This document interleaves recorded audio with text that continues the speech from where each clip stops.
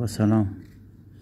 یک فسیل تخم یک جانوریه، پرنده‌ایه، مشخص نیست، چند صد میلیون ساله با این جایگاهش، این تخمشه، این جایگاهی که فسیل شده و چون زمان بسیار طولانی از فسیل شدنش گذشته، ببینید این قسمتاش تبدیل به عقیق شده، سنگ عقیق شده، خیلی قدیمیه، چند صد میلیون سال، مشخص نیست. و ببینید اینجا صدف تبدیل به عقیق شده، ببینید